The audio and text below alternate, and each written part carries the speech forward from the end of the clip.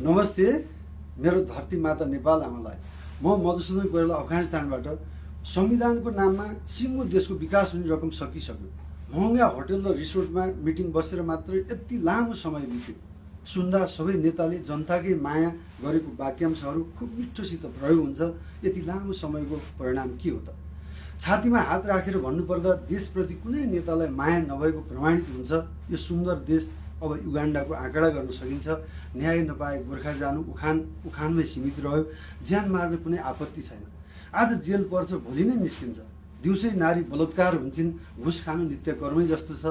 दात्री राष्ट्रले सहयोग गरेको रकम मात्रै सही सदुपयोग भएको भए सायद यो देश आज सिङ्गापुर भइसक्थ्यो होला।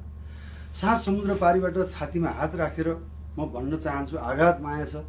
अब देशलाई चाहिएको चोर्ने, घुस खाने, बलात्कार गर्नेलाई हातै काट्ने र ज्यान मार्ने जस्तालाई ज्यानै मार्ने जस्ता कडा कानुन, सबै दल पार्टी पूर्वाग्रही नरही मेलजुलका साथ तोकिएको मितिमा संविधान बनोस्। राम्रो कामको सुरुवात नै आदि उपलब्धि हो।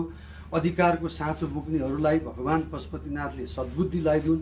मेरो देश संसारभरिकै उच्च छ। म हृदयदेखि नै गर्व गर्छु। धन्यवाद।